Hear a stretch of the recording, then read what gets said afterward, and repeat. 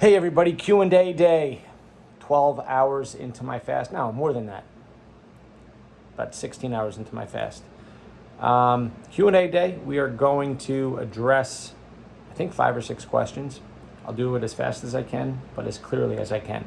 First one, yesterday's class was a killer. This was Monday, so they're referring to Sunday's kettlebell class, and yes, that was a killer. 2 questions. You mentioned that a person does not eat healthy if on the weekends they overindulge. Can you still eat healthy but have a day where you do have more sugar? If you are quote unquote healthy, can your body handle and metabolize the extra sugar? How much of a setback is it? Plus, when fasting for 4 days, okay, so that's the other question. So again, if you're overindulging on the weekend, when does the weekend start? Friday night? Saturday? Sunday? So you're talking about how many meals? Now, if you're talking about overindulging on a meal, no, you're fine. If you're talking about overindulging on a weekend, which most people do, and that was my point, you're not fine. Now, of course, there's all measures of spectrum of what that means to overindulge, right? I mean, okay, so if on a scale of 1 to 10, we're going medieval gorging here, right? Or, so it's a tough question to answer because it's relative to the amount of gorging we're talking about. But the point is that if you see your weight fluctuating a lot from Friday morning to Monday morning, that's an overindulgence.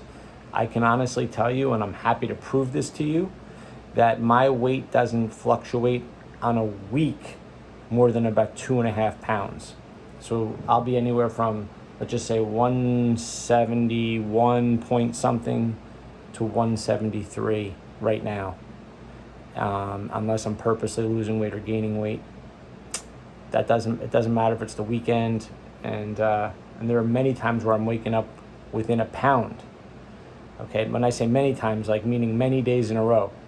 So that's the scale's the most obvious thing. Okay, if you're much heavier on Monday than you were on Friday morning, most of that's going to be inflammation, and that practice of overindulgence leads to other problems, which we talked about at another time, which has to do with you're actually training your body to gain weight. Let me remind you all that only 5% of people who go on a diet succeed after 2 years. Meaning, let's just say you're 200 pounds right now.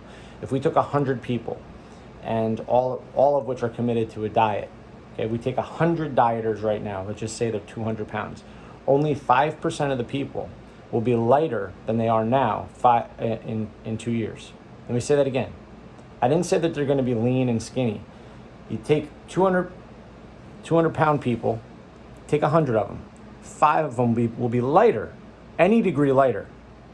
Guess what the other 95 will be? Heavier in 2 years. Dieting doesn't work. And one of the problems is exactly this mechanism that where every time we overindulge, meaning we go for long spans of increasing body weight over time. I take off 6 pounds, I put on 6 pounds, all within 5 or 6 days. It's a bad recipe, okay? It's also a good recipe for bad problems later on. Next question. Hi. Oh, I never finished the other question. Sorry. The other part was, how much of a setback, plus, when fasting for 4 days, do you gain weight back after you start eating again? I know the benefits are much greater than, yes, of course you're going to gain weight back.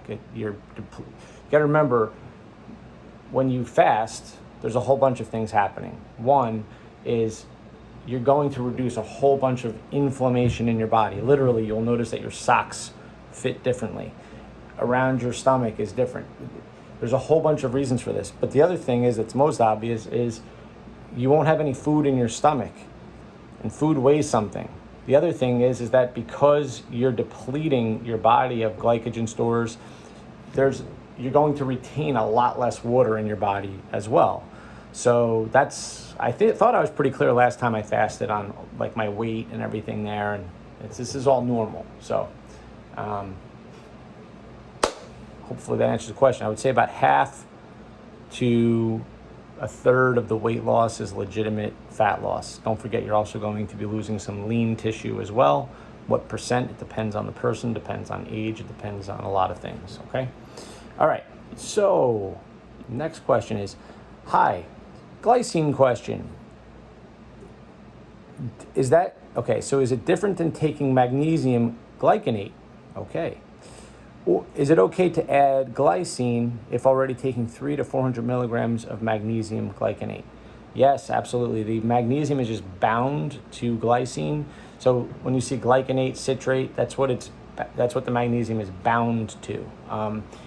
Malate. So these different forms do different things in the body in terms of magnesium. And if you had specific things going on, meaning you're communicating with me, I may say, try this form of magnesium or try that form of magnesium. Under specific circumstances, I tell people to change up their magnesium as a strategy, and it is unbelievably helpful for people that either have sleeping issues or certain digestive issues. But hopefully that answers your question. Again, 3 grams, that's 3,000 milligrams, is what's been shown to be helpful for sleep at night. For most people, it is possible to get worse. And if you do get worse after taking 3 grams of glycine, I would encourage you to touch base with me because we need to talk and I can help you out there. It's not that hard to fix. Next one is, let's see. Next one is, so Jim he took the stuff from the, what do you call it? The pulverizer, the peppercorns, the broccoli sprout seeds, the mustard seeds, the whole concoction, and put it into a shaker bottle. Yeah. So instead of, if you don't have a pulverizer, he did it in a coffee grinder. That's fine, and you could put it in a shaker. That's a great idea. His question is it a problem, like, if I don't get to the bottom of this concoction until like a week from now or 2 weeks from now? The answer is no, it's no problem.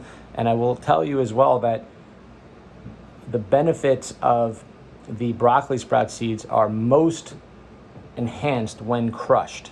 So yeah, but yeah, it's not a problem to do that. It's once you crush them, they're still good. You don't have to worry about using it right away. But that's a very good question. Next, Tom, do you take your normal supplements during your fast? The answer is no. I don't take anything, just water. But that's how I suggest most people do it, unless you have specific stuff going on. But if you do have specific stuff going on, I would likely tell you not to fast. Next, so there was a question that had to deal with some of the heart disease stuff and sort of electron transport chain. The question is, I'm on a statin, should I take CoQ10 or ubiquinol? And the answer is absolutely yes. So when you take a statin, you are downstream also lowering the mechanisms for your body to make CoQ10. And again, most doctors now are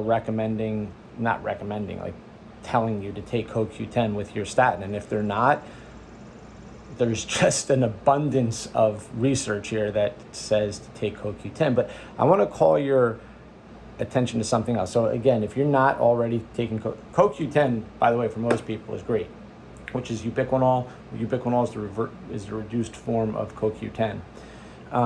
So if you are taking a statin and you're not taking CoQ10 or ubiquinol, you need to have a better conversation with your doctor. And if you want help with that, I'll send you, how about 1,000 different studies and doctors who talk specifically about how crazy it is to not be taking ubiquinol, CoQ10 with your statin.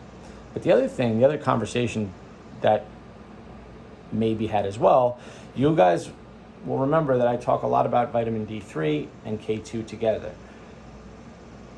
All of the things that vitamin D3 does with your immune system, we've just talked in too much detail about, as well as calcium. freeing up calcium in the body. And just a reminder that vitamin K2 takes that calcium and brings it where it belongs, right, into bone. And I want you to also know that statins also block MK4 in your body, which is a type of vitamin K2.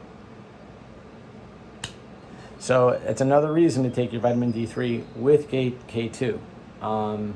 And we could go down a little bit of a rabbit hole of vitamin K2 and the electron transport chain here as well, because there's speculation that vitamin K2 may be doing a lot of the same things that CoQ10 is, but neither here or there. If you're on a statin, you should be taking your vitamin K2 with your vitamin D3. If it's the middle of the summer, like now, you can just take vitamin K2. Where are you getting vitamin K2 from? Well, you know, if you're somebody that eats like dairy, cheeses, fermented foods, kimchi, sauerkraut, you're getting vitamin K2. But as you guys know, I'm not a big fan of dairy. I'm not saying I never have it, but I really pick and choose when I eat it. And the forms that I'm taking are always organic. And for example, most of the time it's goat's milk based, but you get the idea. Okay, hopefully that answers your questions, and thank you for participating. I will keep you posted on my progress with the fast. Have a great day.